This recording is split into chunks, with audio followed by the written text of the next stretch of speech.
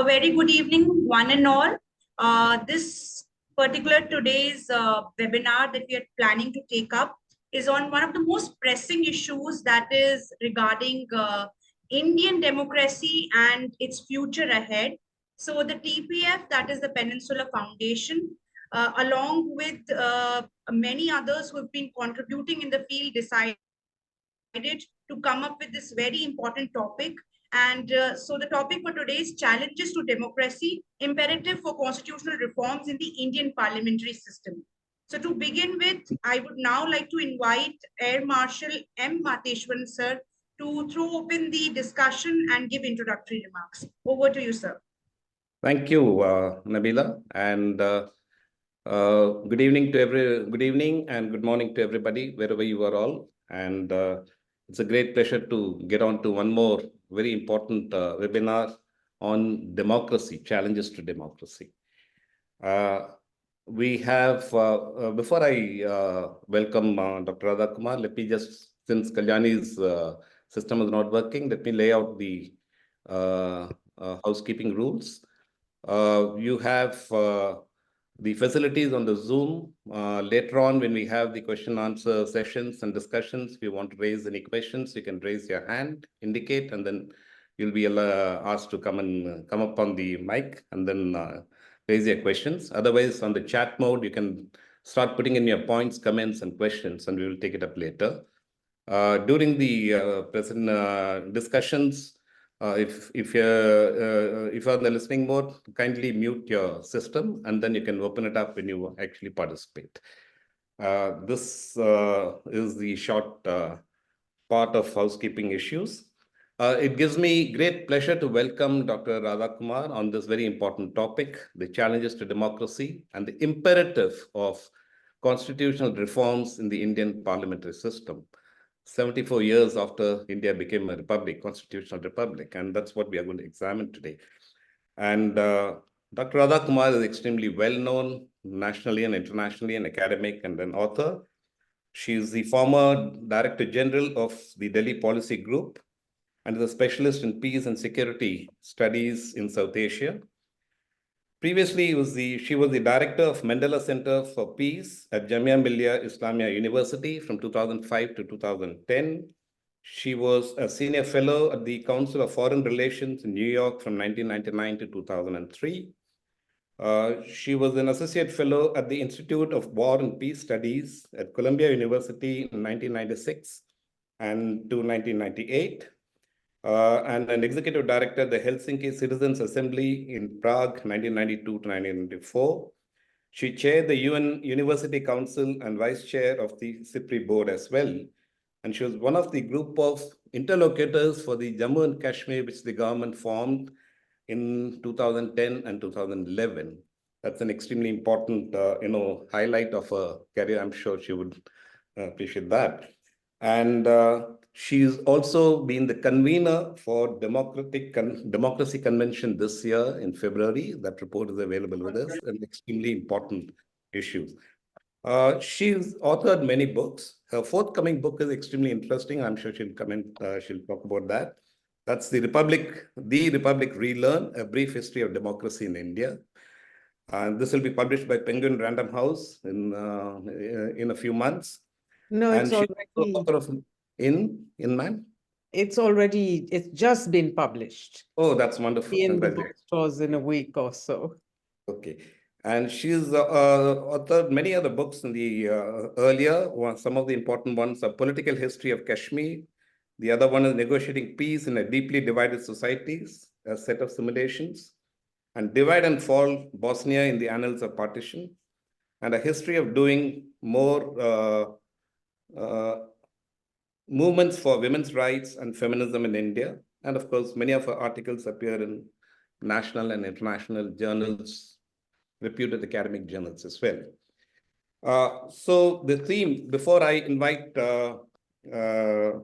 Radha Kumar to speak, let me just give a few points on the theme.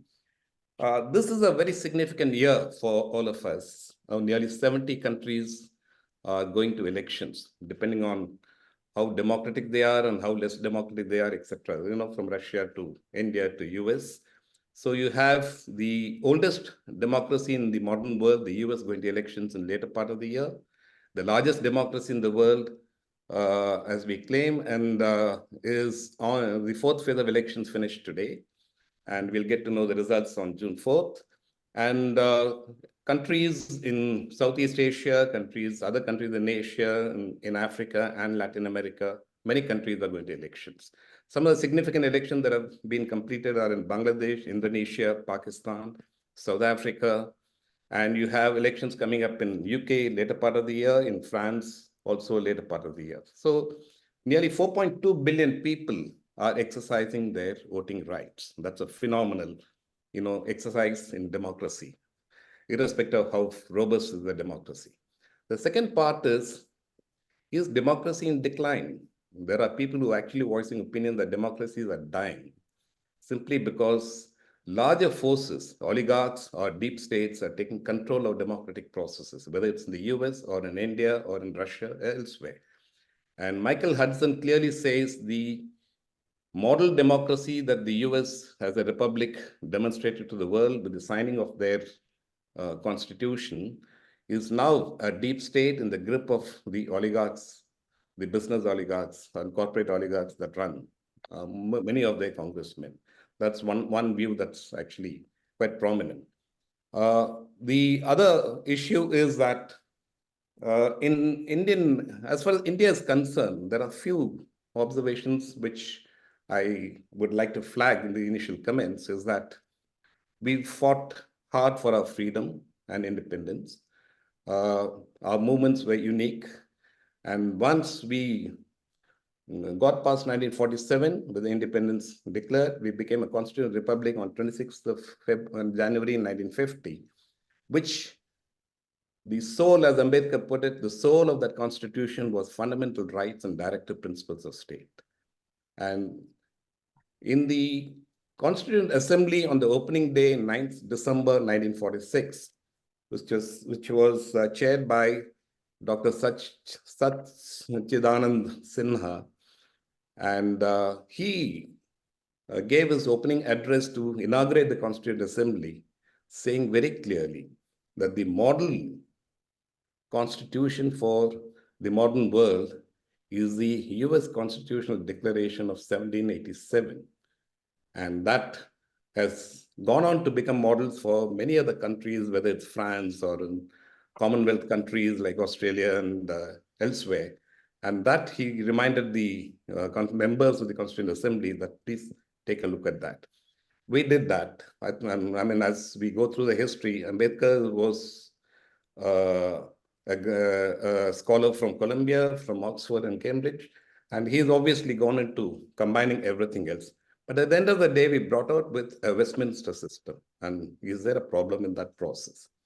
Similarly, as I said, if liberty, equality, and fraternity was the message of the Indian Constitution, hailed as one of the most well-written constitutions in the world in 1950, within a year, we brought the first amendment that curtailed these freedoms.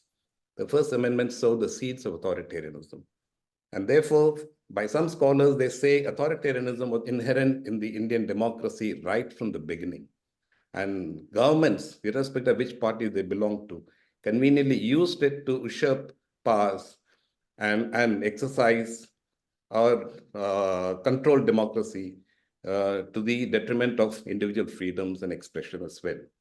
That is one part. The second part is we were a feudal society for many centuries, whether under colonial rule or in the earlier times, right? I would say from the 13th, 14th centuries onwards.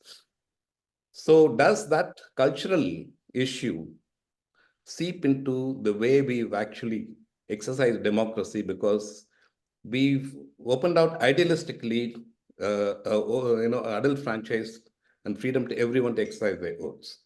And therefore, people who get elected, the elected members, very largely from most political parties, in my opinion, behave as feudal lords rather than elected representatives. Does that impact on the democracy as well? And these are very, very important issues that we need to look at. The third most important issue I would like to highlight is In the practice of democracy, how effective is that accountability and transparency systems? And obviously, if that is not very clearly, defined, then we look at the growth of corruption. And today, Indian societies is generally labeled as endemically corrupt. Is that again a manifestation of a flawed democracy? The Freedom House and the VDEM institutions have labeled India as having transitioned from flawed democracy to electoral autocracy. Where does that put us as compared to even the US has come down to a flawed democracy? And the only pure democracies are probably some of these Scandinavian countries and few countries in Europe. So with these issues, both from a historical perspective and from the current practice as we do it, I think I would invite Dr. Radha to comment, give her comments in the initial stage for about 15 to 20 minutes, and then we can initiate the discussions. Dr. Radha, all yours. Thank you so much, Admiral Matheshwaran. Sorry, Air Marshal Matheshwaran. Yeah. As you say, some of the flaws in Indian democracy are inherent in the Constitution itself and in the very wide powers that the Constitution gives the executive. But I would like to make 2 points about that. One, that the Constitution at the same time also provides the space for fundamental rights, for checks on the executive, for freedom of expression and association, and egalitarianism. And now you have rightly pointed out that the First Amendment, which came hard on the heels of the Constitution, placed restrictions on the freedom of expression. It's also a fact that the Preventive Detention Act and the Armed Forces Special Powers came simultaneously. Some of them, preventive detention, predated, in fact, the Constitution. Now, what I find interesting is that these issues are discussed in great detail in the Constituent Assembly debates. And there's very hot debate on each one of them. On preventive detention, for example, the critics point out that in no democracy can you have preventive detention as a right of the executive. It has generally only been acceptable in states of war with other countries and the emergency conditions of those states of war. And you find people recommending that it should be limited to that.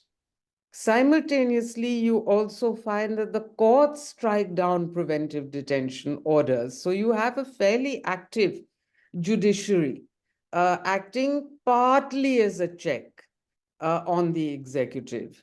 You're right again that they do not act as a full check, but at least we see Parliament and the judiciary both exercising their powers to issue fairly stern warnings. The second point which you have hinted at is that the conditions under which the Constitution were drafted were conditions of extreme volatility, instability. India's borders were not defined at that point in time. You had partition, wars ranging literally outside the doors of the Constituent Assembly building. And you had trainloads of refugees coming, you had insurgencies on various border regions of the country. So you had language conflicts, you had a series of challenges. And you also did not have an enormously sympathetic international environment, because these are the years of the beginning of the Cold War. And so hard choices have to be made over there as well. Some of them can certainly be criticized in hindsight. But the key point, of course, is that the elements of executive overreach that are there in the Constitution are born in these conditions. And in fact, you find whether it is the First Amendment or whether it is preventive detention or even AFSPA, that these are intended to be temporary, some of them. Preventive detention was supposed to last for 1 year, the act itself. Unfortunately, it kept being extended. But they are intended to be temporary and they are intended to be used in very restricted conditions. That does not happen. Now, does that not, what is the reason for that? You have hinted at one of the reasons, that we emerged out of colonial, centuries of colonial and imperial rule, which never actually modernized the previous feudal systems. Or if it did so only in very small patches. I would argue it did do it in small patches. You did find, a new generation of educated elite, many of whom were members of the Constituent Assembly, and certainly many of whom made up the first independent administrative services in the country. But they were a very tiny elite, and one may ask a lot of questions about where were the priorities, why were the focuses not as strong as they should have been. But in those conditions, I would say one should not prejudge too carefully. The question that comes is really for afterwards. Let us say that the first founding years were the Nehru administration period, which is 17 years. Quite long. But India did stabilize. Over time, the challenges to the country's integrity as a territory slowly disappeared. Few remained, with China on the borders, for example, but the bulk of the rest of them went. Few remained with Pakistan too, but again, as I say, it was contained. So why is it that then the gradual return to the spirit of the Constitution, to the fundamental rights, to the federal structure, to the checks and balances by independent institutions, why were these not then trigger points for a broader process of reform? One of the things that I found quite interesting in doing this research was that I had assumed, like I think many other Indians, that we had had a more or less unbroken tradition of democracy, with the exception of the emergency. Now, when I started looking more carefully, what I found was that we had actually more years of democratic decay, the decay of democratic institutions and values, than we did of democratic consolidation. I found that we had 3 waves of democracy renewal. The first was, of course, immediately after the emergency was lifted, 1977 to 1980. The second was 1989 to 1998. And the third was 2004 to 2014. And in total, if you add it up, it adds to something like 21 and a half years. Whereas the years of decay that intersperse these waves of renewal add up to more than 36 years. So we have a problem of fragility. And there is no doubt that a large reason for the fragility of institutions is the colonial inheritance or legacy, which various leaders were not able to fully overcome. However, it is for that reason I argue that we should pay even more attention to those short-lived years of democratic consolidation or renewal, because they came up with proposals that could have made a huge difference. And here I will be slightly unfair by going back to the Constituent Assembly and adding that in as well. as a period in which proposals were made that, had they been adopted and implemented in the way they should have been, we would not have had the same fragility of institutions and the constant, cyclical pattern of decay or erosion of our institutional framework. First and foremost, I've already touched on the question of fundamental rights and liberties. And there is no doubt at all in my mind that if we had, for example, accepted the idea that preventive detention should be limited only to situations of war, that would have made a large difference. And you would not have seen the kind of misuse of the much later Unlawful Activities Prevention Act, but which again allows for preventive detention. But it allows a much larger scope of discretion for the executive than should ever have been allowed. Similarly, if we look at the parliamentary structure, a point that you have made, there are several things that can be said about the problems over here. Initially, the idea was that since you would have state legislatures, they would provide a check on the centralization through a small Westminster-style parliament at the center. However, that didn't really happen. From the time that Indira Gandhi took power, we saw an erosion of the powers of the state legislatures versus the central legislature. So that issue of federalism and the federal structure of this country remains a key issue. And once again, that is a condition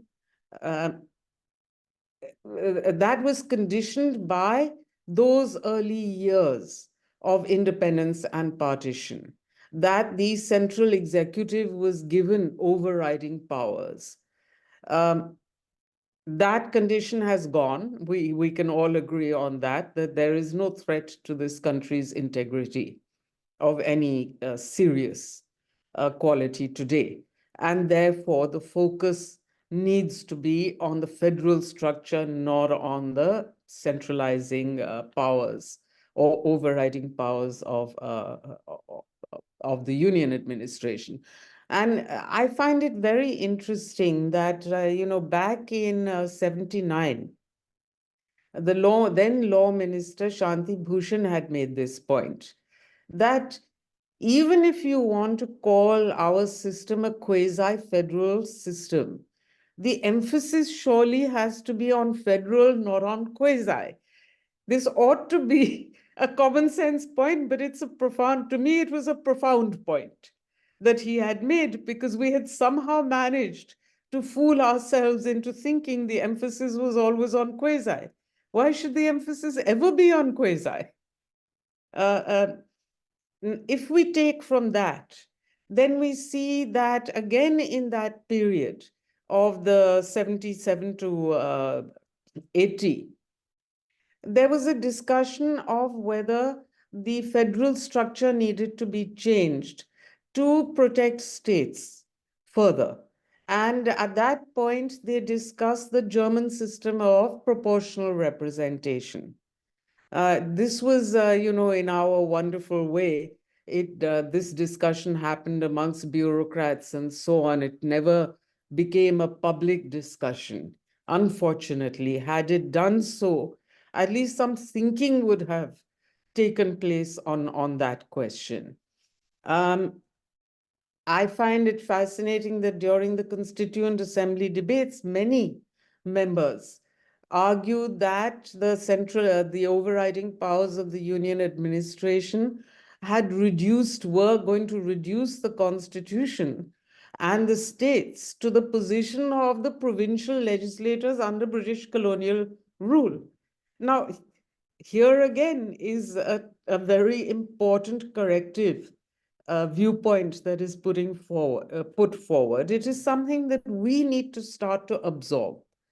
And this is the second thing that I find very interesting, is that we have all these extremely important points being made at the time of the framing of the Constitution itself, coming up in different waves of democracy renewal, but for some reason or another, the political leadership is not able to push them through.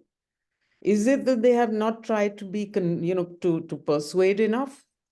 Have they been more or less fatalistic, not had the confidence in their own policies or approaches? That will take a lot more research to try to understand what are the real causes and reasons for why, with the very good intentions, these have not happened. I find it fascinating, for example, that again, in these periods, the first two waves of democracy renewal, you have the Tamil Nadu government appointing the Raja Mannar committee to look at reforms. Now, here they come up with another very important proposal, that the rights of taxation should be residual rights to the states, not rights that may be conferred and taken away by the union. This is an issue that came up again in 1977 to 80 during the parliamentary debates. Shanti Bhushan made one other absolutely foresighted proposal. He brought actually a bill saying that any change to fundamental rights or the secular nature of the republic would have to be put to a public referendum in which at least 51% of the population would have to vote. And then a communist member of parliament added, why not add to that also any attempted change to remove or vitiate the federal structure of the country should also be put to public referendum. And neither of these proposals was accepted. But again, if we had accepted them, we would have had an important check on the kinds of excesses that we see happening today. Finally, on the issue of the composition of parliament, first of all, the Rajya Sabha, as many members of parliament did point out, that did not have to be based on the same principle of population count representation as the Lok Sabha was. And in fact, what you could have done was give equal number of seats to all states, irrespective of their populations. More than that, I would say the Rajya Sabha was also intended to have a sizable representation of constituencies such as trade unions, social welfare organizations, and so on, professional bodies, community-based bodies. Now, that again fell into disuse. So those are two elements that need to be considered very seriously now. You can have a Lok Sabha that is based where the delimitation of constituencies is based on population counts. However, then you must have a Rajya Sabha which is not based on that, so that it can act as a check on the Lok Sabha and the more populous states having much larger policy decision-making qualities. The second point, which again you had brought up, Air Marshal, is this question of proportional representation. Now, I would like to sort of tie that also to the question of minorities. As you all, I'm sure, are very familiar, the very first report that was presented to the Constituent Assembly was the minorities report. And there it had the large minorities had agreed that they would not seek proportional representation, but in return, they would have sole authority over the personal laws of their communities. It is possible to reverse that set of agreements. I would say that was a tied agreement. One depended on the other. If you are now going to remove that sole authority over personal law of A or B or C minority religious representatives or boards or whatever, then you have to consider minority representation, proportional representation in the Lok Sabha, along with caste, tribe, gender representations. Those have already happened. This is one that has not happened. Personally, I do support the idea of a uniform civil code, but then that uniform civil code has to be based on the values of liberty, fraternity, and equality, not on any other values at all. It cannot be based on, communal attitudes or approaches of any sort. Now, the question of centralization. Here again, we find that attempts are made during the various waves of democracy renewal to tackle that problem, to remedy over-centralization. You see that you have devolution, Panchayati Raj comes in the second wave. You also see that during the second wave, a number of very important oversight institutions are set up. Human rights, women, the backward classes, commissions are given much greater powers such as those of a court, and so on. You also see a discussion of the role of the governor, which has, of course, now it has become a major issue. And it was also during the emergency a major issue, the way that governors would misuse their powers to topple or undermine elected administrations. And I go back again to Patel, who during the debates on the Constitution had proposed that governors should be elected.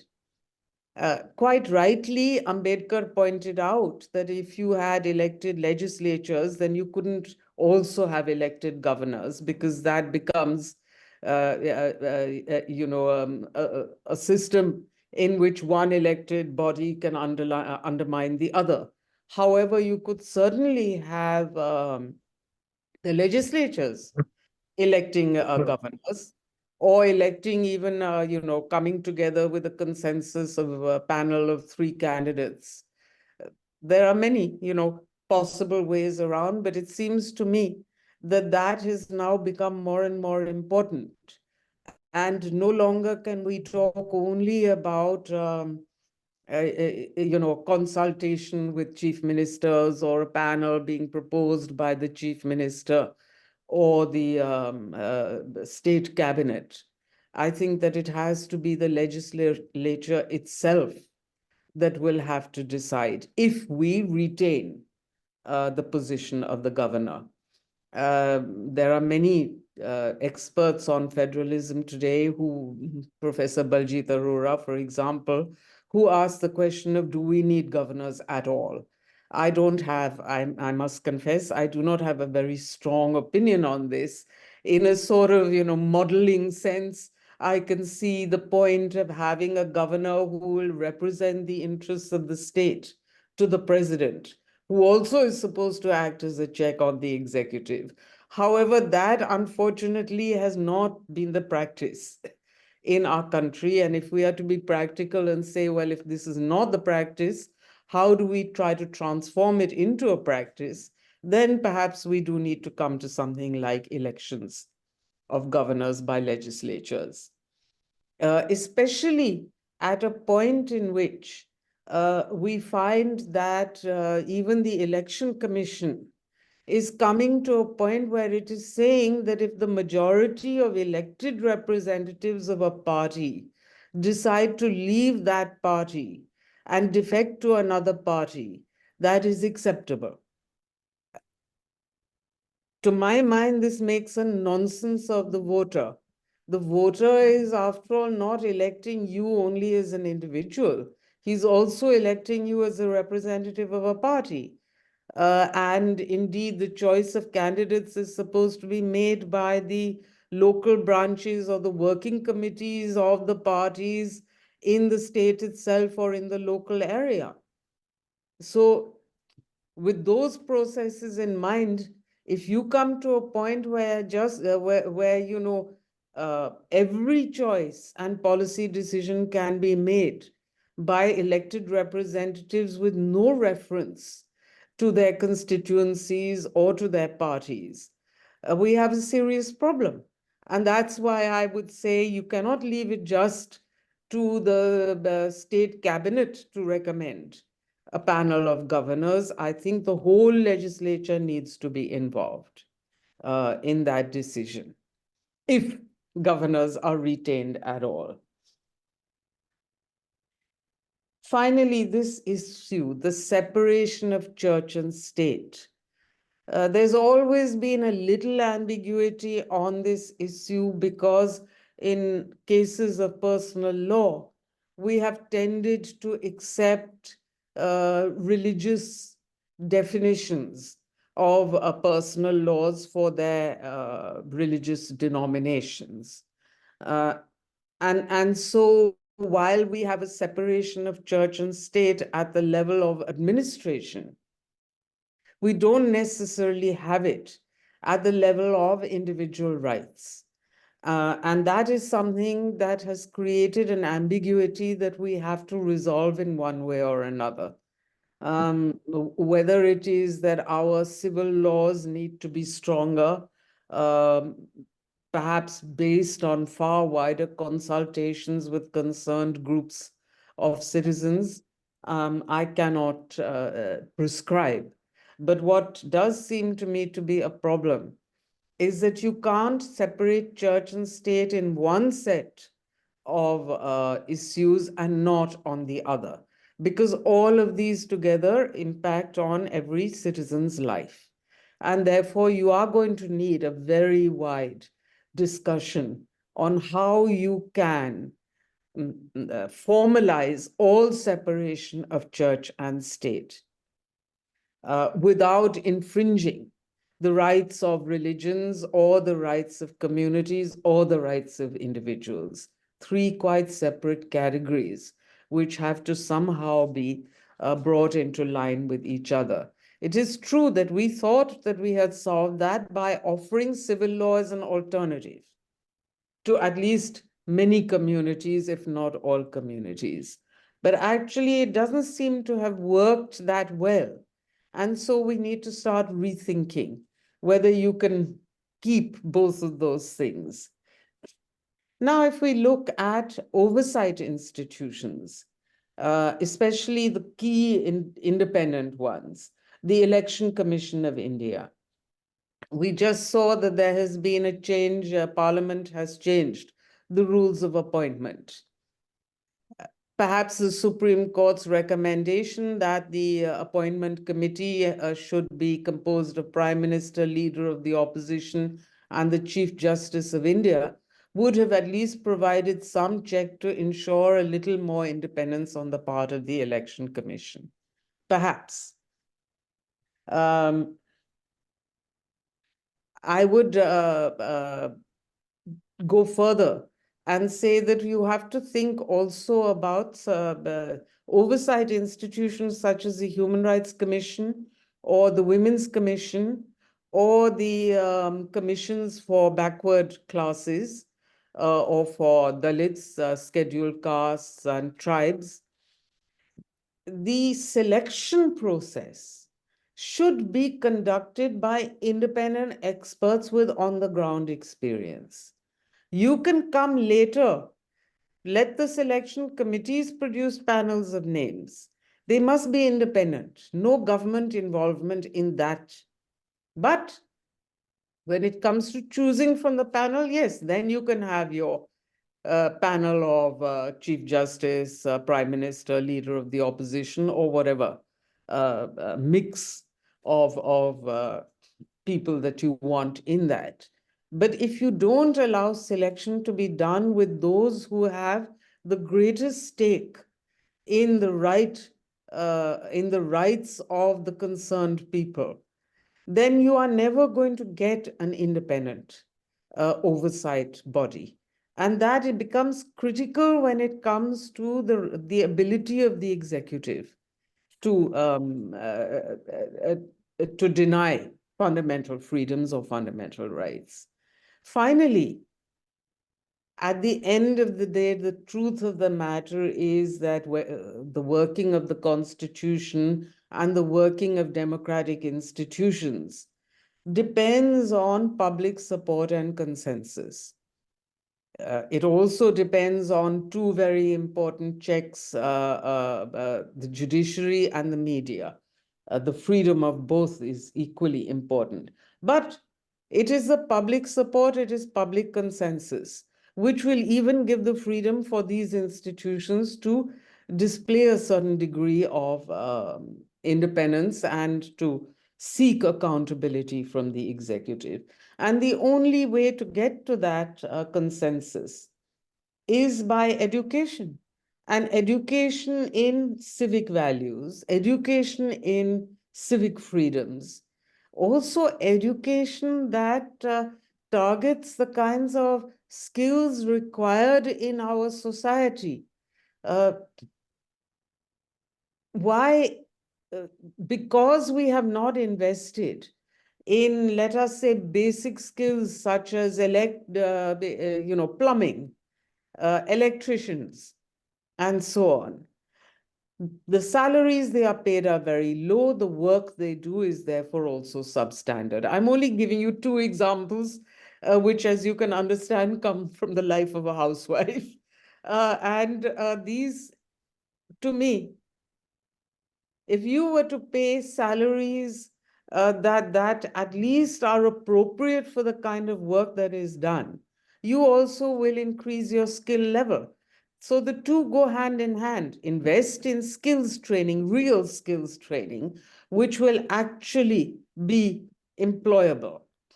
And then ensure that that employment has the remuneration that it should have. Now, that helps you to make your education better and to get more support for public consensus on democratic institutions and accountability.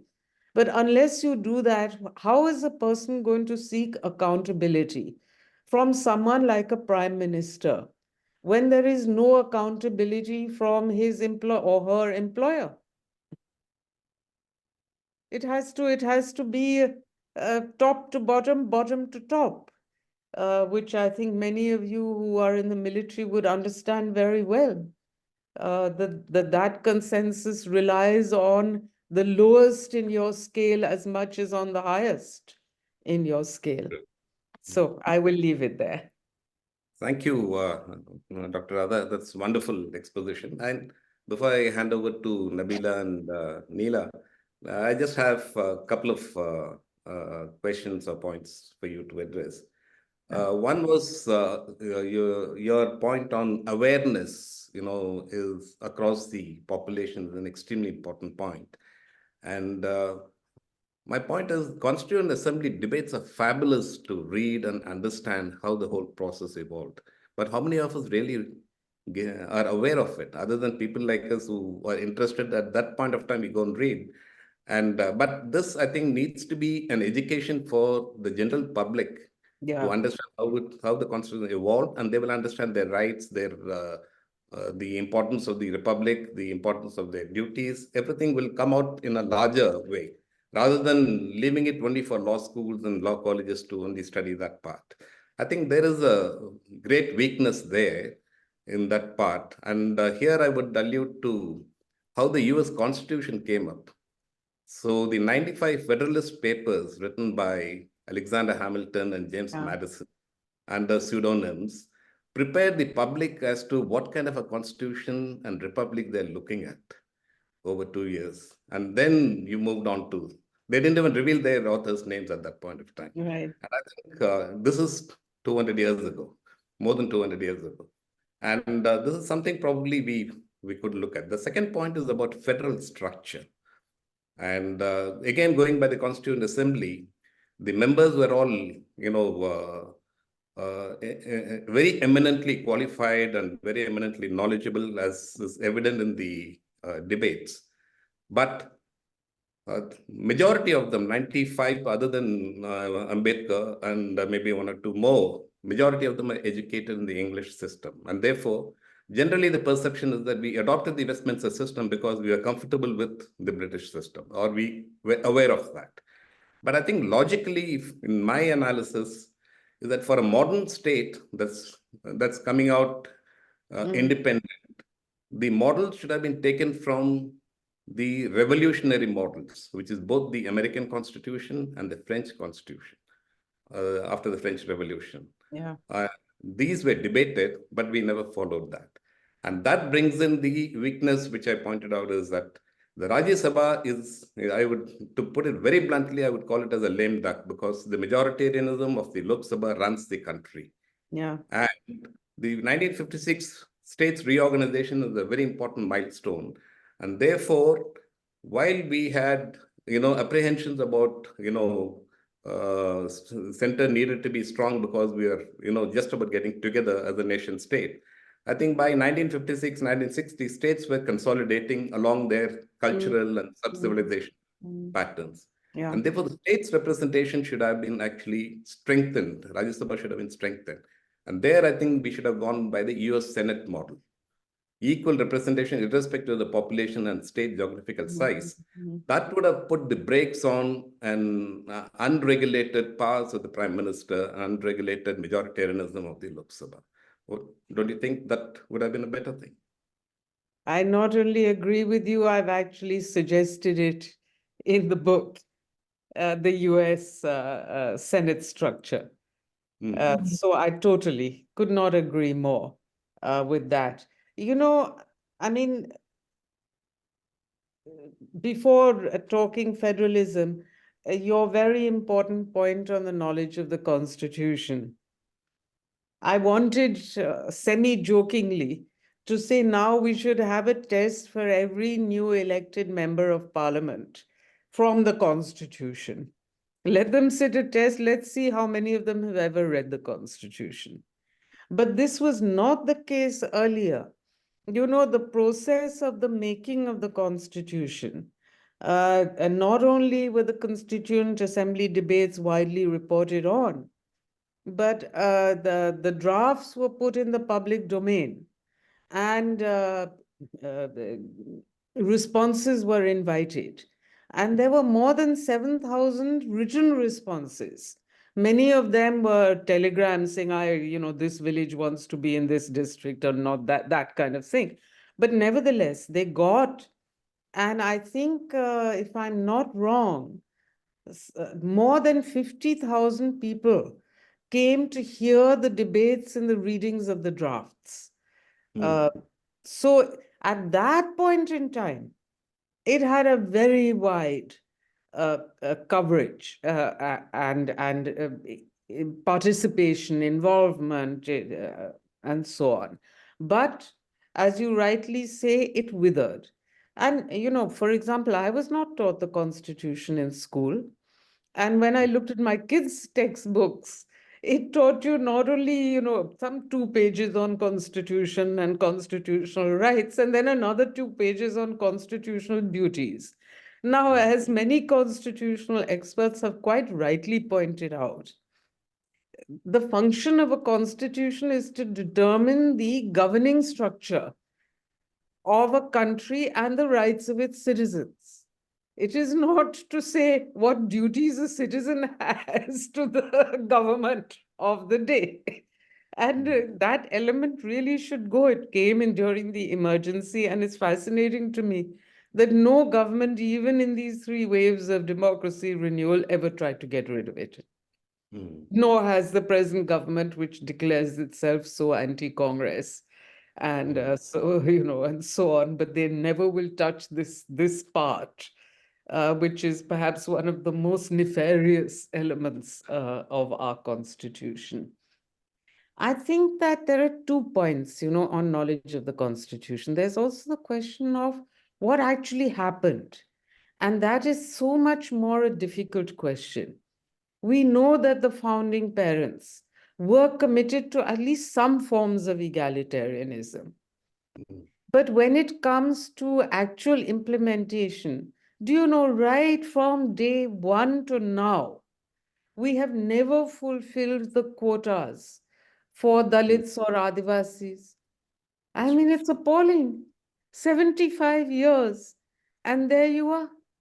In And fact, that's what Ambedkar refers to in his final speech when he is asking for the approval of the draft constitution. He says, political democracy will only work when there is a social democracy. And social democracy depends on equality, fraternity, and liberty. that's right. But you know what is also very interesting is that Ambedkar argues against Patel on governors. He argues very strongly for a centralized state. That's true.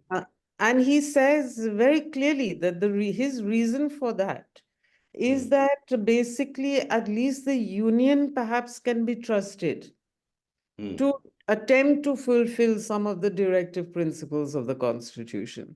But he doesn't believe that state legislatures can be trusted, which of course goes back to your point about feudal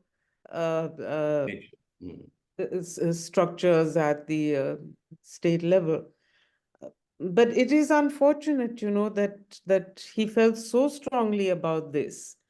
Because honestly, if it hadn't been for Ambedkar arguing against, for example, election of governors or other similar things, perhaps those proposals might have gone through. Yeah. Thank you, Dr. Radha, and thank you, A. Marshall. We can keep on going on and on talking about this. As one of our visitors here, Mr. Bharathan, Barry Bharathan, he had suggested we have to evolve some solution iteration than just keeping on talking about it.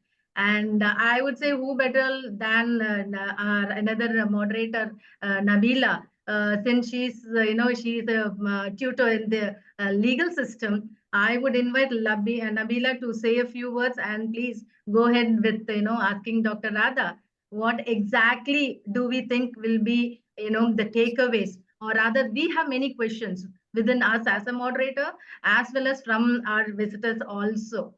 Nabila, over to you. Thank you so much, Dr. Neela. So Dr. Neela, who is also the director of the Peninsula Foundation, and I got in touch because of an MOU that we signed together with the institution, that is when I commissioned law school. So I happened to teach constitutional law priorly and now also. So it's been 5+ years of teaching constitutional law and also my master's in constitutional law. So this subject has been very close to my heart, and I believe when I start my class and when we talk about the preamble, the constitution, the principles, etc., we comment on the kind of structure the constitution has. And then we go ahead by saying whether it is unitary, federal, are we still discussing it? If we are still discussing it, why are we still discussing it? Is it because there are emergency features in the constitution, therefore we are calling it, quasi-federal? Or is it because that, since emergency features are there, it behaves like an amphibian living both on land and in the water, so turning into a unitary form of government. So with these things in mind, it reminds me of a comment by Professor Casey Ware, who is an exceptional commentator on constitutional law and philosophy, and he says that Indian constitution is a quasi-federal structure. Now, with that in mind, and with the fact that we follow the idea of separation of power, we all know that there are three organs very clearly: the executive, the legislature, the judiciary, and everyone has their own law, roles to play.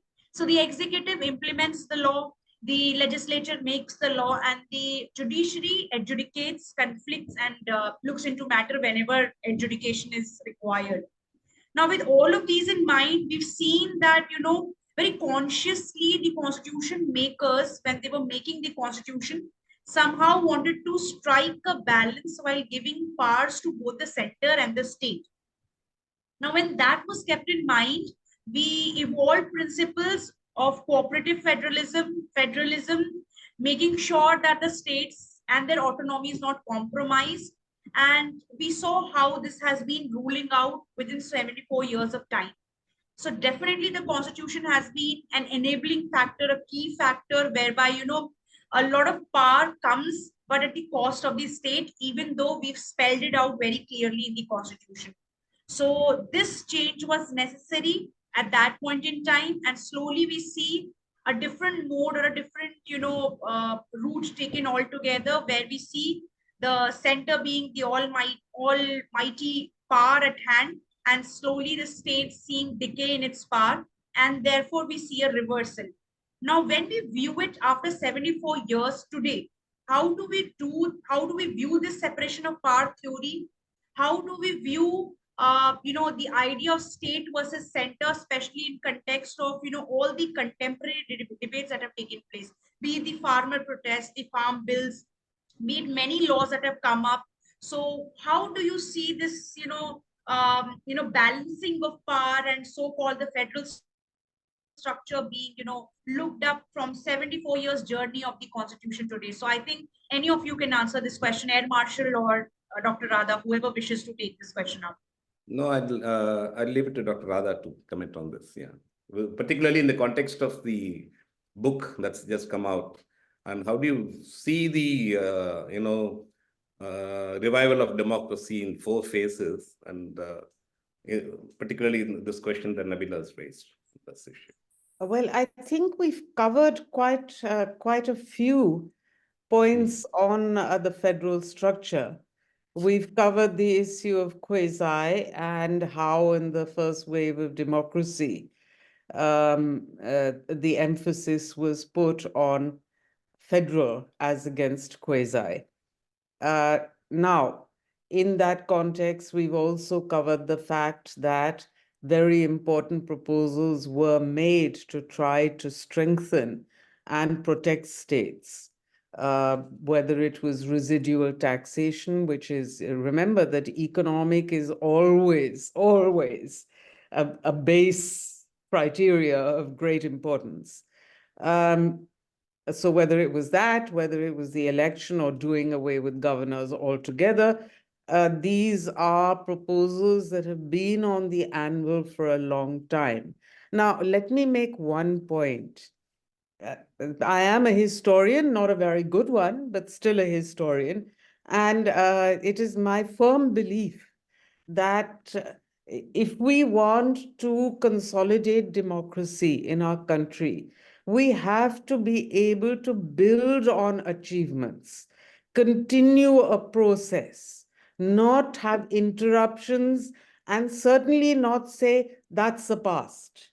That's not the past. That is what should have been the present. Look at it in those terms. The fact is that when you have had important, significant, influential sections of the population buying into A or B or C proposal, the important thing is that you already therefore have a certain level of acceptability for that proposal. More acceptability than if you come up with something that you say is new, which very likely is not new, but never mind that.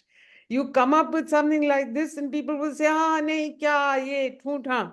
But if you say, yes, Ambedkar said, Nehru said, Shanti Bhushan said, Morarji Desai said, Narasimha Rao said, VP Singh said, you put all of them in one long line and then you say, okay, now tell me. What is it? Why are you not able to do it? This is how eventually all democratic institutions, building them is always an incremental process. So you have got to keep building and you have to look, always look for where there is more acceptability for your goal. Your goal does not need to change, but you have to be strategic in how you move towards it. And clearly, acceptability is one factor of that. But for me, more important is also the continuity factor. You know, we are one of those extraordinary societies that talks about 3,000 years, 5,000 years of civilization, and so on and so forth.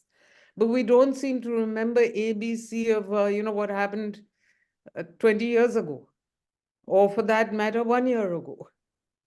We have to start working towards a consciousness of building on what our ancestors did. Maybe transforming them. But until we have that consciousness, I don't think we are going to be able to move even towards the kind of balance, Nabila, that you're talking about. So please take all the good, whether implemented or not implemented. Take all the good from our history post-independence, see what can be done to implement it better. And there's no doubt that federalism is a key element there. And we can also agree that that huge difference that Ambedkar perceived between what he felt was an enlightened union parliament or legislature or a sort of set of governing the executive and the feudal or non-enlightened or backward states, that distinction no longer obtains. That has been equalized completely. You have as many reprehensible people at the center as you do in the states, as many good people at the center as you do in the states. And now the paths are very clear. Are we opting for a more democratic system or a hybrid autocratic democratic system? And therefore, given that you've had that leveling out, you can focus much more on what are the elements that will protect Indian democracy.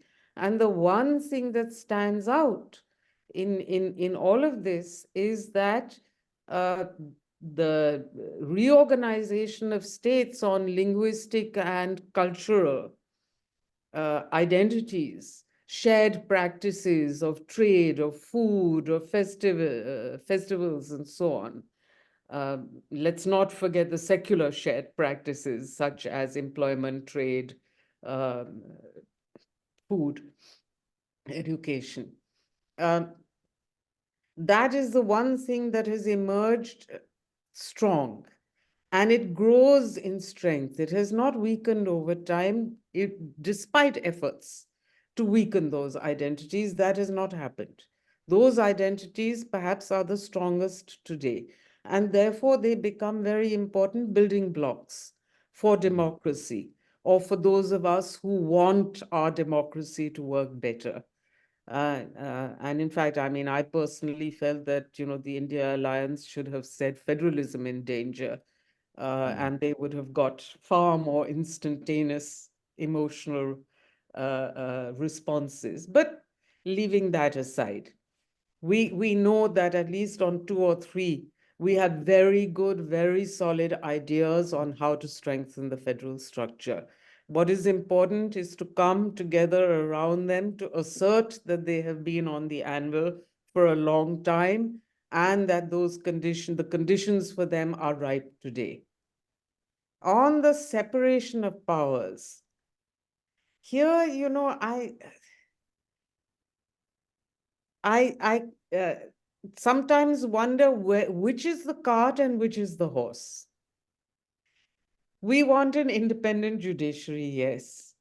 But we have today, what is it? More than 60 million pending cases? I mean, what is this separation of powers when just, basic decisions by courts cannot be given to citizens, or basic reliefs are not given by the judiciary to the citizens? We have to find a way of reconciling these two things. You have to be able to actually deliver. And this is the problem that we see constantly. You'll have executive overreach but you also have executive underreach. They don't deliver. Mm.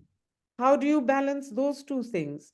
The separations of powers depends so much on practice, you know. It Absolutely. has to manifest itself in practice. Mm. And that comes back to how are you going to establish a consensus? I would say the judiciary is in greater crisis today than I have ever seen it, but perhaps I'm wrong. People point to the emergency as a time of huge judicial crisis.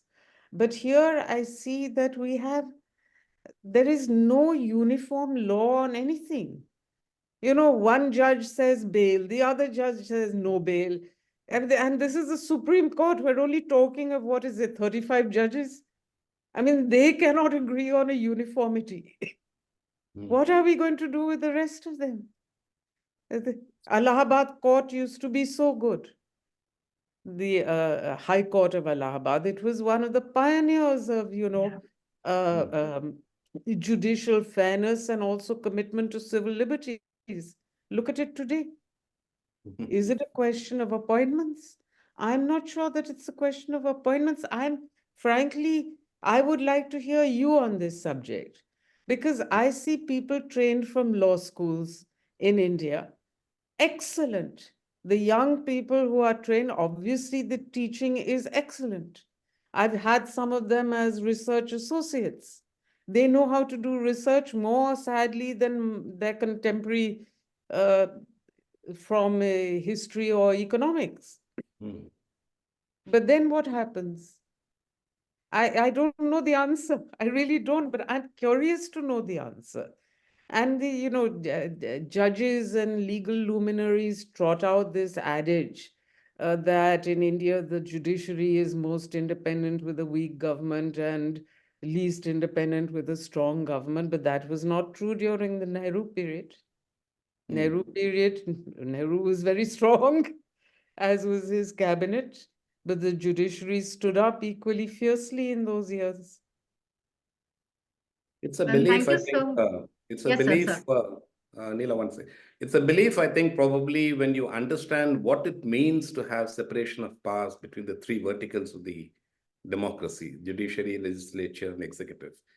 And so when you have enlightened leadership like Nehru, who understands how we need to be within a certain parameters and not overstep on the legislature on this, then the democracy functions well.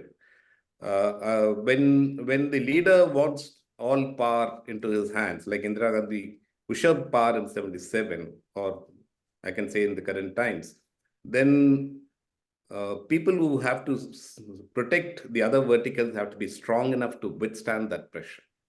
When they don't withstand the pressure, then it collapses, I think. So I this think is the it happens all over. In many democracies, it happens in the US as well. The indeed, Supreme Court is indeed. compromised. But I think, when a democracy evolved very strongly on various issues of fundamental rights and civilian liberties, civic liberties, then there are always people who are jumping up to protect those Mm, and then raise the questions. And that yeah, is where the awareness and the people's participation comes into the picture, I think. I I think would that's agree. I would agree. Though I'm extremely disturbed by a couple of elements. Now, again, this could be my lack of research. mm, But I wonder that, so the judiciary, at least at the higher levels, is part of the elite of India, mm, as are many of the independent media houses. It was But my it is question next. precisely these so-called pillars. These were supposed to be pillars of democracy that would act as a check on the executive. They are the ones who seem to be the least strong, the mm, least able or willing to stand up.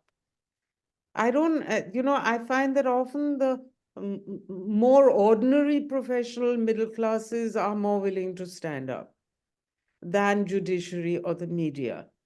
And mm, equally, so the US on the judiciary, I would not compare the US because they are mostly political appointees, certainly to mm, the Supreme Court, whereas here they are not meant to be. political appointees, though we appear to be going in that direction.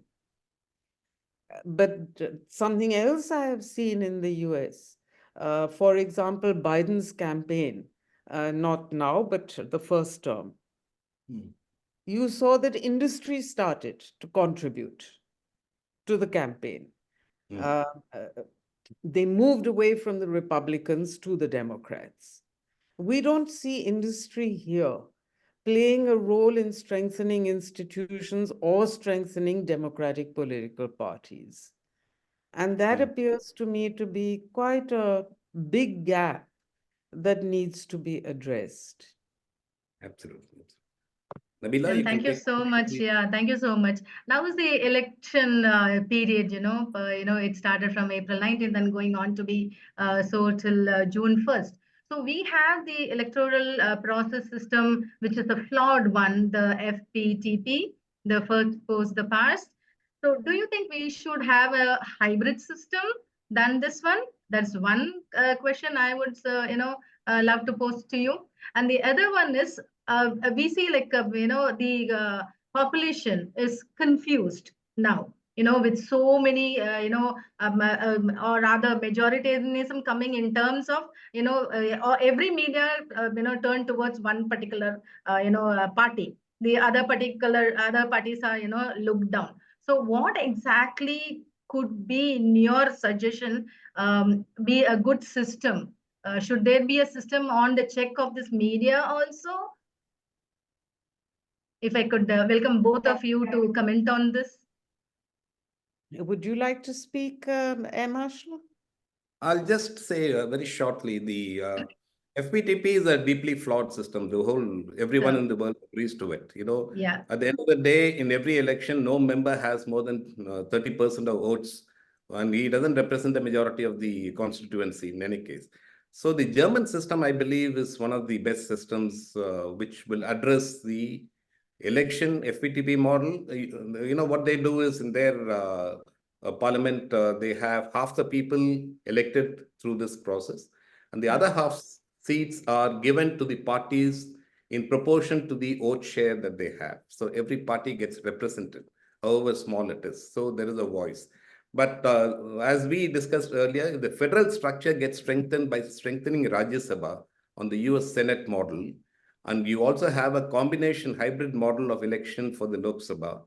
Then you have a truly strong democracy that will prevail over the majoritarian impulses. Dr. Yeah, I think that covers the key issues.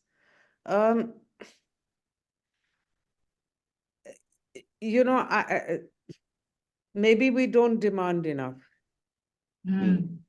I am shocked by how, and this is not just now, from the beginning of the independent media, I was shocked by how little they seem to understand or follow basic protocols of journalism. I don't know how many of you will remember the Samjhauta Express. I mean, I remember turning my television on and seeing these journalists.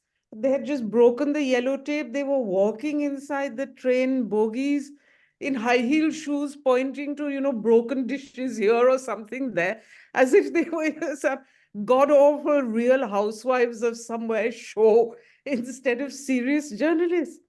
And, this is also something about the accessibility of the Manmohan Singh administration. I picked up the phone and spoke directly to the NSA at that time, Mr. Narayanan. You will not find it possible to do that now. Yes. And I said to him, Mr. Narayanan, what's happening? I'm watching this. And he said, what am I to do? They won't listen. And the police, the poor police people are so overawed by these characters with their, with their handheld cameras and whatnot, that they let them do whatever they want. But here is a very basic understanding. This came to its head in the 2009 Mumbai attacks, where those wretched terrorists were watching journalists giving information and telling the terrorists which room to attack next. I mean, I was how watching it appalling, I firsthand. can't, I mean, I how was watching ashamed it I felt, I firsthand. can't tell you. Mm. I It was was, watching it firsthand. I was there in Bombay at that point of time. I mean, how horrifying. Mm. But what, so these are basics of professionalism. Now, I actually, when we were at the Mandela Center, we put together a note for journalists on reporting conflict situations born of the kind of experience you had, Marshall. I mean, born of watching this and saying, what on earth are you people up to? And we sent it to all the anchors and, media house heads. I think we got one response from Rajdeep Sardesai, and that was it. And we did not see any of them adopting any of those principles. It was very short. It was like a note of 5 or 10 principles of what is journalism. But you will also see this is the whole business of cutting corners and scrimping. They don't employ fact checkers. So anyone can say, any old lie can be said on television. You can defame, you can slander, you can completely lie about events. And the anchors don't know the facts, so they don't put the speaker right. And they have no fact checker sitting there who could tell them that no, this point is untrue. That's true. Yeah. I'll invite Admiral Bharathan to Yes, I was just going to comment. do, yeah. Yeah. Sir, And could you you kindly can also unmute look at yourself? some of the comments on the chat box and Yes, also. I'm doing Yeah, that. I Yeah. couldn't I- access those. I see that there are comments, but I don't know how to read them. I'll help you just out, ma'am. take the chat. We'll take it up, you. Dr. Neela, as per the question tally, so we can take it up. I think we'll Marisa, go ahead. yeah, we'll have first. Yeah. After. Good morning to all of you. The very first confession I have to make is I'm overawed by the intellectual depth, but I am also quite perplexed. Why am I perplexed is with so much of intelligence, wisdom, and experience of the fighter pilot, whom I am a fan of, and all of you, the key factor in every discussion, there are three things which I always anguished about. I spent 40 years in the Navy, and the biggest challenge I found is democracy and governance require some kind of equitable, integral value. That is not happening. Secondly, the classic case is the military, for which I and Maths have been there, has really, really unable to penetrate the governance element of the government and the MOD and the MEA, that when you do a foreign policy, when you do a security planning, how do we sort of create a certain amount of parity of understanding? That is one. But having said that, a lot of strides have been moved by people. The other aspect, which I'm sure Dr. Radha Kumar, Dr. even Maths, and all of you, Lady Nabila would do, is that there's one fundamental difference between this group and the rest of poor India. They have no access. Now, the biggest challenge, we are digitized, but the access is a big question because, as Matt said, corruption. That is one. Now, how do we have to change this? We cannot change this overnight. All of you are aware of it. So my appeal to all of you, that I written to Dr. Ganguly also, that we need to really, really create what is known as Peninsula Foundation, a paper with all your help where we say, okay, hey, at this federal government, at the state government, what could be done together? And the last point is the Indian school at Missouri is living in its own lovely lake because they worked very, very hard. They study, and it's a general list. We need to get vertical specialists, like all of you there. How do you go and talk to them at least?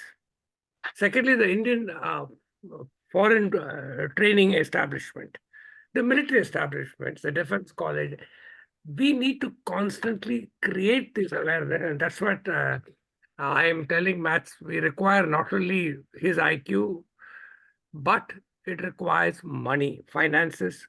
And I would request, and I apologize to Maths because I haven't taken his permission, to tell all of us, let's make Peninsula Foundation not a think tank, but an action-oriented infrastructural drive for which you require money, you require all your intelligence, and most importantly, you have to believe that each of you are extraordinary. People who haven't spoken, like Captain Swaroop Bhakra, so many people are there. Let's let's create a knowledge bank on what can be done going into the future. And that is my request. But thank you. I call him Maths because I'm very weak in Maths. I am also a student, and I watched him grow, and I've always been fascinated by the fact that you're a fighter pilot who really become so intellectually, and it's a privilege for me. And I would only request Dr. Radha Kumar to share your mail IDs, because I have written a few papers quietly, but I'm being a military guy, I restricted myself. Even now, I retired 17 years ago. Somehow I'm still inhibited because the Navy, they are a silent service. Thank you all. God bless. Thank you, sir. Thank you. Thank Yeah, you. Nabila, go ahead, Neema. Thank you, sir. I think any one of us, the Air Marshal or Dr. Radha, can take up the questions posed by Berry sir, and I think we can comment individually on this and can take the program forward. Over to No, you, I Dr. Radha. fully take that point. Where We will are bring they? out a paper on this, and I'll take Dr. Radha's guidance on this as well. That's the idea. The idea is to actually make it a people's movement ultimately that's the objective of Peninsula Foundation, to actually bring in awareness and make it particularly the younger generation. So we focus a lot on the younger generation. And Dr. Radha, like you said, I think they are quite good and inspiring many of the young people, and they can, with the right guidance, they can actually take the leadership role subsequently. So I think there's a lot of potential and a lot of hope in this country as I see it. And that is where I think probably our focus should be on. So there are a few questions on the Samsung. I don't know who's the person who's put that. No, Well, Yeah, Neema? Air Marshal, can I just intervene in between probably, because Yeah, go I ahead. have just one quick comment to make, and I think then we can go forward. So when we're talking about civil society, as Barry was mentioning, so this brings me to one of the most important things that I've read in few volumes that are there. So we have the Constitutional Assembly debates, 12 volumes are there, and when you look at the deliberations that took place at that point in time and how relevant they are today, be it deliberations on the word federalism, be it deliberations on the word fundamental rights, etc. So as you rightly pointed out, that civil society, think tanks like PPF and institutions and NGOs play a very important role. This also makes us understand the fact that we view the preamble and the constitution as a piece of papers compiled together and as an elitist document, written by a few. But that's not the case. So we have one of the most important, very contemporary and very interesting readings by Professor Rohit De. So he wrote a book recently on People's Constitution, and it talks about how the middle class was also the silent catalyst in coming up with the idea of the preamble and the constitution per se. So it was not only the people who were directly involved, but also the mass movements, the influx of people, the think tanks that were there, and even as unthought of or as neglected as the middle class people of India did also contribute, because usually when we see it from the lens of the elitist class, or people right at the bottom, but people forget about the middle class also. So it's a very brilliant piece of contemporary constitutional law literature, philosophy literature, I would rather say. So Purohit, they has contributed in that sense. And when we also look at the narration by Ramchandra Guha, so we look at how beautifully it describes how movements actually play a very important role in shaping the dialogues for tomorrow. So now this also brings us to the the question or the point which Dr. Radha and you were also talking about, and I really wanted your insights on this when we're talking about media and other things that were there. This also brings me to a point where we talk about anti-defection laws, and I'm very interested to know what are your views on this particular issue, because what we see today is majority of the problem that is happening is the people, the citizen, vest a lot of trust when they're casting their vote, or even when they are pressing nota for that matter, or whatever party they're choosing. They vest their trust in that particular candidate because of the electoral manifesto that is given to them, the promises that is made to them. But at the end of the day, what we see is people defecting from their own parties, jumping into other places, etc., and so on and so forth. And we see that we have the Constitution 10th schedule, which very specifically talks about anti-defection law. And sadly, I am making this, very strong comment. It still remains to be a toothless tiger, rather to say. So, how do one, look at the idea of horse trading, anti-defection law, and what do we do it? What do we do about it in the contemporary times? How do we tackle this? Because this has become one of the biggest nuisance in the contemporary constitutional democracy debate. So, I think any one of you can take this up. I think Dr. Radha had already is Yeah, anti-defection is sure. She spoke about it mentioned at the on beginning. this, and I think I go with what she had said. When you elect a person, when you vote for a person, you're not voting for an individual, as she said. You're voting for a party, its ideology, its promises, and everything. And therefore, when a guy, after getting elected, he says, I don't believe in this party, I want to switch to something else, he must resign his seat. Okay, even if there is a significant number of people, like, horse trading takes place and the other party buys off, the whole lot must resign. You need to have a complete re-election again, because it's unfair on the people, unfair on the constituency. And that is the accountability we should bring in. So this anti-defection law is all meaningless, actually. If a guy switches his allegiance, he doesn't deserve to be an elected member anymore. That is what I believe should be there. Dr. Radha? Yeah, I would agree with that. I mean, people go on about the cost of elections, and there's no doubt that there's a huge amount. The sort of scale keeps rising of the amount of expenditure. But that cannot be a sufficient reason for taking strong action against defection. By the way, way back, the protocol was, and in fact, Shama Prasad Mukherjee was referred with great passion to this protocol, that a speaker must resign from his party before taking up the position of a speaker. And a speaker's role is actually yet another check on the executive and on parliament and on parties. But as we have seen, speakers are the ones now who are, along with governors, who are encouraging defection and validating it rather than the other way around. So I think that perhaps something as strong as this, that if you want to defect, you have to resign, may be the only way to start changing this dreadful trend that we see. May I make one comment? I Please was go ahead. reading. I was reading the comments that were made, and one of these, this question of how to insulate the police against political influence.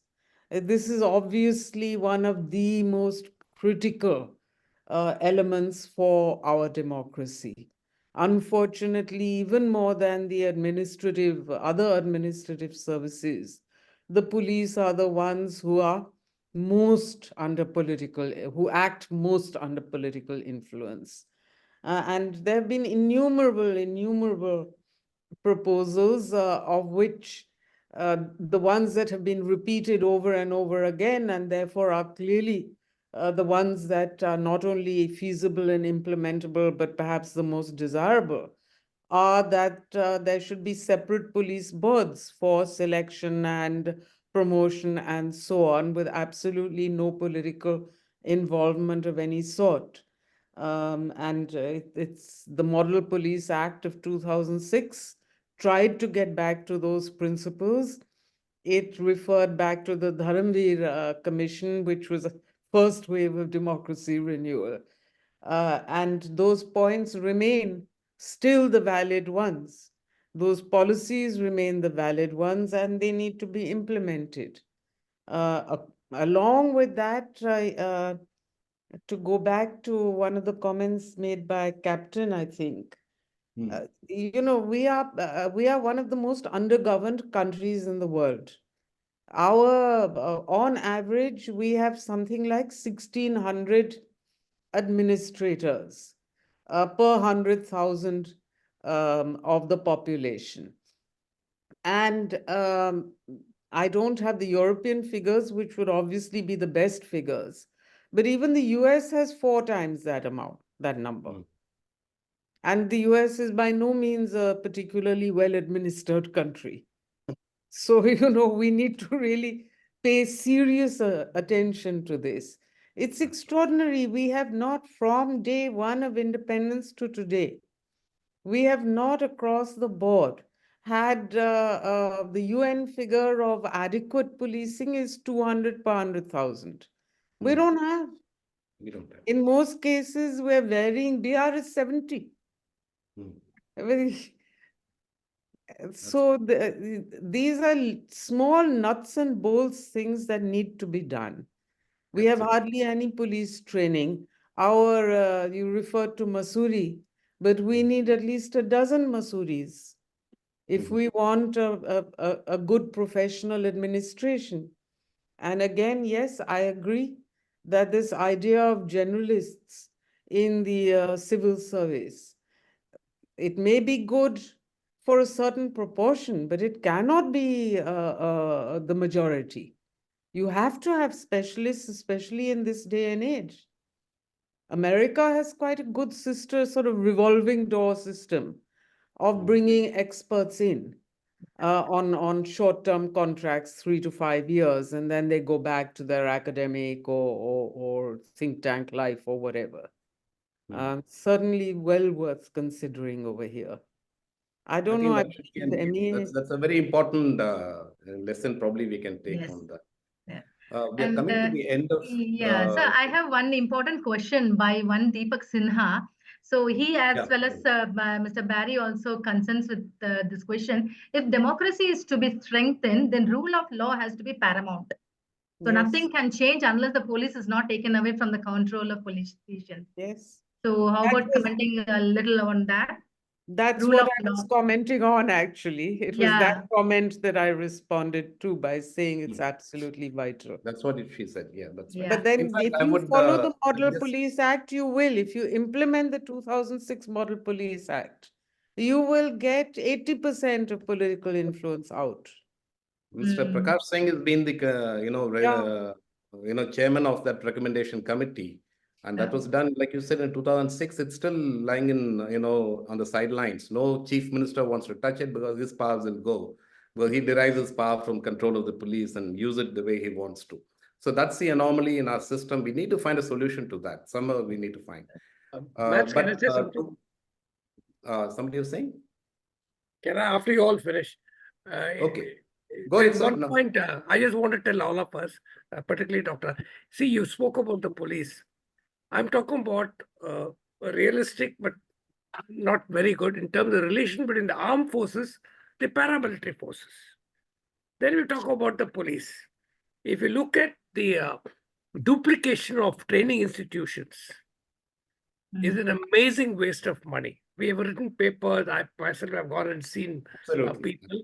That's one aspect. The other aspect is when you talk about the police itself. My late father was an IPS officer.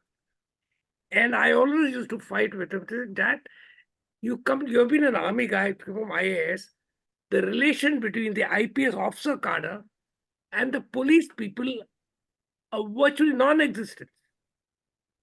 Nobody is talking about it, including the reforms we talk about. So they're all fundamental issues, and therefore my submission again, I apologize for repeating, Peninsula Foundation could champion these efforts with no expectations, but only hope and aspiration that slowly, we can catch the monkey.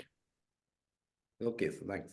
I just thank you, sir, and we'll work on that. So can you both, wind up with your final So I'll remarks? just give a last comment, and I'll request concluding remarks from Dr. Radha on that issue Yes, as well. sir.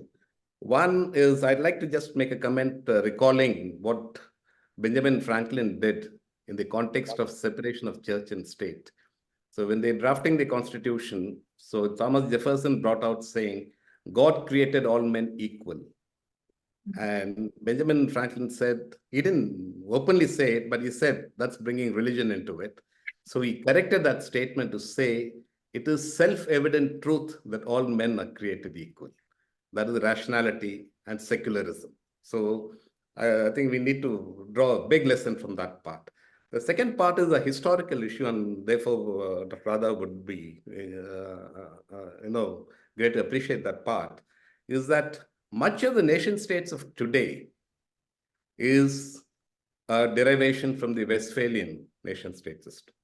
The Westphalian nation state system is inherently conflictual and war-prone. As you see the history of Europe, they're coming back to it again and all over. Two-thirds of the world which got decolonized after 1945 were imposed or just adapted to the Westphalian nation state system. And India's history, we are a multinational, multicultural state. Our geography enabled a civilizational unity, but we were many states. And we came together as a nation state for the first time in 1947. The freedom movement learned from the Westphalian system and moved the movement along that line. So inherent was the fear that exists in many of the post-colonial states. And Sri Lanka is an example, Pakistan is an example, Bangladesh is an example. And India had that fear as well of balkanizing because we were not a nation state before or not even a unified state in the subcontinent earlier. And that fear is what centralized excessive power in the central government. That's what Ambedkar probably pushed it for. I think now we've learned that lesson and we've stabilized, like you said, there is no threat to disintegration of the country. We need to understand that we are civilizational states and not Westphalian nation states. And if we understand this, that we are a civilizational state, I think our federalism will get strengthened and bring in more accountability between the center and the state. And this is what I think we should be looking at a solution on this in a bigger way. And all that reform of Rajya Sabha into Senate model and hybrid model of elections to Lok Sabha will all contribute to this process. And I will invite Dr. Radha's concluding remarks on this part. Well, I certainly agree that we cannot go a Westphalian way. I mean, actually, that Westphalian way is quite out of date everywhere. So it is curious how people keep returning to it, even though it is out of date. And God knows with, artificial intelligence and the new technologies, what the impact will be on our notions of statehood itself. I don't know about civilizational state. I'm not well versed in that. But I certainly would say that we are a country of diversity. And that used to be our strength and our pride. It remains our strength. It is not our pride anymore. We need to bring that pride back. And then we need to translate it into practical administrative functioning. Again, we have some of the bare bones of that. The tiered systems, for example, of policy and decision making. We know the gaps. We know that the police and the administration have to be freed from political influence. We even know that there are solutions that have been proposed and that could at least be implemented as a test, a case. The UPSC, for example, is no longer has the kind of independence it had earlier. So all these things, they have to be brought back in place. And I would say that one thing that is absolutely vital, which I think many of you have said, is that we have to have uniform rights for citizens across the board. You can't have a system where for an accident, one state will give 5 lakhs in compensation and another will give 50,000. These are, simple practical things that have to be changed and dealt with. And somehow we have to start on that whole education of values. People are doing it in pockets. I believe, Justice Venkatachalaya is doing it in Bangalore. That's only one example I'm giving. There are so many NGOs, this and that. How is we have to make it possible for those experiences to actually influence boards of education? Absolutely. Absolutely. So, sorry, I mean, I don't want to keep going on and on riding these hobby horses. This has been a wonderful discussion, very helpful and illuminating for me. And any way that I can help and contribute to the Peninsula Foundation's work, let us please talk about. I Thank do you so want much. to do another democracy. My hope and dream is that we must have democracy conventions in every state capital and then move on to tier 2 cities as ways of imparting values and thinking and the knowledge pool that many of you were talking about. So let us please keep in touch and see if we can jointly do something. We'll do Absolutely, that. ma'am. Thank Thank you you so so much, much. Dr. Radha. It's been Nabila, May I make a you request, want to? please? Yeah, Sir. so Go I ahead. think this could start with as basic as, Nabila, one sec. disseminating knowledge. Nabila, one sec. Nabila, one sec. Admiral Yes, Barry yes, would. very, sir, yes. Okay. I'm sorry to interrupt, Not at Dr. all, sir. I just wanted to make an appeal, forgive me, on behalf of Air Marshal Matherson, who going to beat me up after this meeting, is that I would request this entire community, a beautiful group, to look at trying to get funding for this foundation, because this foundation has been sort of poised to do whatever we are all wanting to do for our country, Yes, ma'am. without being too idealistic, but pragmatic approach. And that is one request. The other respect is for the people who have been silent, please share your views with the foundation. Source Dr. is already there, Ganguly. And so let's start creating what is known as a more proactive kind of effort, which can be finally become a paper duly vetted and endorsed by Dr. Radha and all of us. But I think we should not lose this conversation and forget about it in a helpless manner. And last is, with permission of my age, my helpline is hope, energy, laughter, and prayer. And finally, with your permission, there's a saying in that army officers, what is the one? Civilian asked us, what is the difference between the Army, Navy, and Air Force? The Army says we are here. The Air Force says, are we here? The Navy always says, where are we? Wonderful, sir. Thank you so much. Over That's to you, very, Nabila. very interesting, very joyful, and very interesting concluding remarks. I think what more can I add? But I'll still just because since I teach law, so I'll just add a line. I think it all starts with we disseminating information and talking about the preamble and constitution again and again. Maybe perhaps in our vernacular language to the people in and around. Maybe reading the preamble in our own languages possible. So that also gives us a sense of how beautiful and diversified we are, at the same time how visionary are we when we are looking at the same lens, through the same lens, and how we wish to progress and take forward the country. So I think with those remarks, today's discussion has been fruitful, and we've all come to a conclusion that a motivational political will can have a ripple effect, definitely can bring positivity, changes, and civil societies like the TPF and many other organizations who are working relentlessly can do, magic and can actually create a dialogue platform. So with that note, I think I give it over to Dr. Neela, who could, formally end the session. Thank you, Nabila. Thank you. And of course, with the promise that we'll come back soon again, and I want everyone, here, the guests as well as our visitors, everyone to be with us. And can I request Kalyani to profess the word of thanks, please? Kalyani, you there? Yes, ma'am. I hope I'm audible now. Yes. Okay. Apologies for the slight technical glitch earlier. So, moving on behalf of the Peninsula Foundation, I take immense pleasure in proposing the vote of thanks. First and foremost, I extend my sincere thanks to Dr. Radha Kumar for gracing us with her presence and sharing her profound insights on the topic. Her contributions have truly enriched our discussion and deepened our understanding of the subject matter.